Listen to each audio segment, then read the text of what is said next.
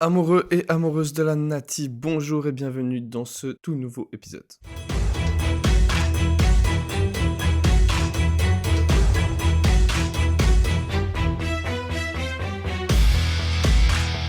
Aujourd'hui, nous allons parler de l'équipe de Suisse une nouvelle fois, mais d'un poste en particulier, celui du gardien de but. Les cages de la Nati sont gardées depuis 2014 par Yann Sommer, un joueur désormais très important dans l'histoire de l'équipe de Suisse, tant il nous a fait rêver, tant il nous a apporté des émotions lors de ces dernières années. Et pourtant, aujourd'hui, beaucoup de gens se posent la question de la légitimité de Yann Sommer à garder sa place de titulaire. Beaucoup aujourd'hui estiment que Yann Sommer n'a plus sa place dans cette équipe, dû à son âge, ses dernières performances un peu moins bonnes, et surtout parce qu'à côté, Gregor Kobel, le numéro 2, est absolument exceptionnel au Borussia Dortmund. Pour aborder ce sujet, on va d'abord revenir sur le contexte de comment Yann Sommer en est arrivé là et de ce qui s'est passé ces dernières années. Ensuite, on va voir pourquoi beaucoup estiment que Sommer devrait laisser sa place à Gregor Kobel, puis on verra pourquoi d'autres continuent de défendre Yann Sommer et défendre sa place dans l'équipe. Et finalement, je vais donner mon avis sur la question. C'est parti.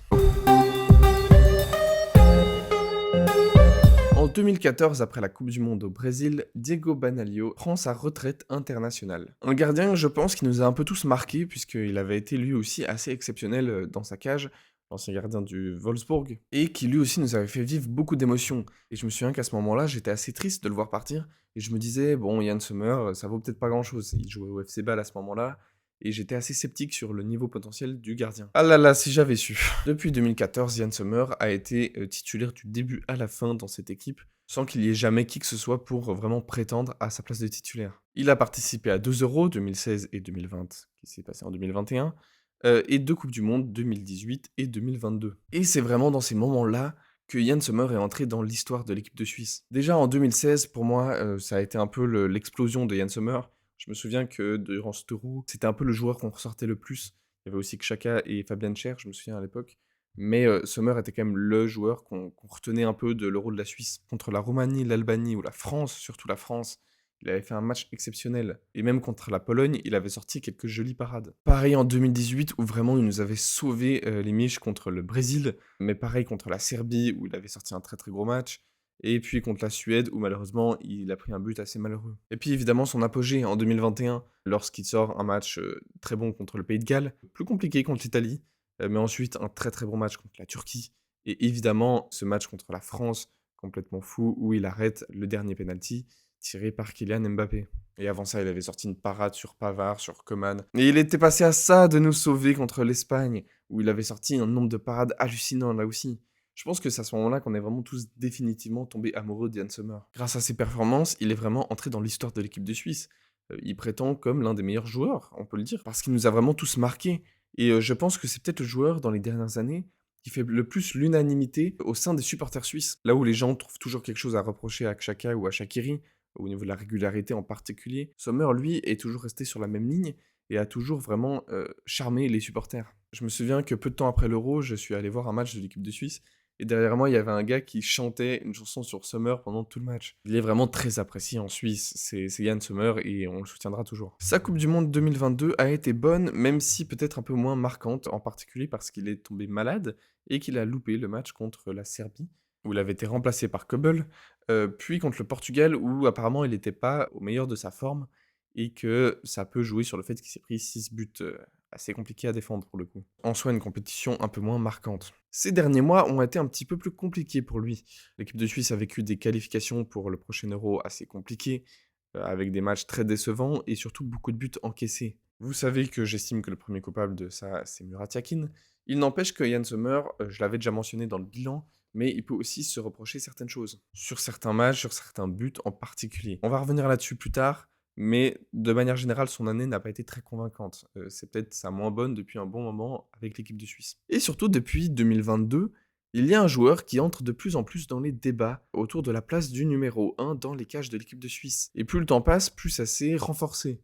Et là, depuis quelques temps, c'est assez important. Sur les réseaux sociaux, il y a beaucoup de gens qui réclament qu'il soit titulaire. Je parle bien sûr du gardien du Borussia Dortmund, Gregor Kobel. C'est pas la première fois que Sommer est menacé par un gardien de Dortmund, puisque pendant longtemps, son numéro 2 était Roman Bürki. Et je me souviens qu'il y avait eu quelques débats à ce moment-là de savoir est-ce que Bürki ne mériterait pas sa place de titulaire, vu qu'il joue dans un club normalement un peu plus important. Mais les performances XXL de Yann Sommer, comme je les ai mentionnées avant, ont assez vite clos le débat et Roman Bürki, frustré par la situation, a décidé de se retirer de l'équipe nationale en 2019. Il a préféré ne rien être plutôt qu'être un numéro 2. Et aujourd'hui, on a l'impression que la situation se répète un peu avec Gregor Kobel. Il y a eu notamment des déclarations de son agent qui ont un peu semé le doute. Il y a quelques petites tensions, on a l'impression que c'est pas très clair à ce niveau-là et que même Kobel aimerait gentiment revendiquer sa place de titulaire. Il y a un Euro qui arrive très prochainement, ce serait bien que ce soit assez clair d'ici là. En été 2021, Gregor Kobel débarque au Borussia Dortmund pour prendre la place du gardien numéro 1. Il jouait auparavant à Stuttgart. Et il s'est très vite imposé comme un titulaire dans cette équipe Dortmund, où il est vraiment monté en puissance petit à petit dans cet effectif, jusqu'à atteindre aujourd'hui un niveau très très très bon. Pour moi, Kobel est l'un des gardiens les plus sous-estimés du monde. Il est vraiment exceptionnel. À chaque fois que je le vois avec Dortmund, en championnat ou en Ligue des Champions, c'est vraiment très très solide. Alors tout le monde ne regarde pas les matchs du championnat allemand, moi le premier, mais je sais que Kobel régale vraiment les supporters de Dortmund, qui estiment que c'est leur meilleur joueur depuis longtemps. Même quand je vois pas les matchs, ça m'est arrivé très souvent de voir sur les réseaux les supporters du BVB encenser leur gardien et le mettre sur un piédestal parce que vraiment ses travaux sont exceptionnels avec le club. Au point de taper dans l'œil des très grandes écuries européennes. L'été dernier, il y a eu pas mal de rumeurs concernant le gardien, notamment à Manchester United, qui reviendrait peut-être à la charge en ce moment, Chelsea ou même le Bayern Munich. Il y a très peu de doute que Kobel va finir dans un très très grand club européen, avec un rayonnement très important. Il va être soumis à une grosse pression, et en même temps je sais qu'il est très bien armé pour affronter ça. Qui plus est, Gregor Kobel est très jeune, il vient de fêter ses 26 ans. Ce qui est pas fréquent chez un gardien, souvent c'est un peu plus tard qu'il se réveille au très haut niveau. Et puis je vais ajouter son leadership. Il a un vrai côté patron de cette équipe de Dortmund. On le voit, c'est un personnage, on dirait un peu un viking quoi, c'est... Gregor Kobel, c'est pas n'importe qui. Donc c'est un autre argument que les supporters de Kobel vont mettre en sa faveur pour le voir titulaire dans cette équipe de Suisse. Et ça s'entend, honnêtement. Je pense qu'à 26 ans, c'est assez logique de le voir titulaire en équipe nationale. Il a complètement mérité, par ses performances au quotidien avec Dortmund, qu'il mérite une place de titulaire. Donc je comprends tout à fait les revendications des supporters de Gregor Kobel. Mais le problème, c'est qu'à côté, c'est Yann Sommer. Déjà, j'ai pas l'impression que Yann Sommer ait été si mauvais que ça lors des derniers mois avec l'équipe de Suisse. Je trouve que les gens sont assez durs parce qu'il a vraiment pas de chance. Il est souvent complètement abandonné par sa défense et il se retrouve avec un tir, un but. C'est quand même assez dur. Attention, je pense pas qu'il faut rester bloqué sur les performances passées des joueurs. Il n'empêche que Sommer a prouvé que dans les grandes compétitions, c'était un gars qui pouvait nous changer un match, qui pouvait changer l'histoire de l'équipe de Suisse. La notion de mérite dans le football, c'est assez compliqué.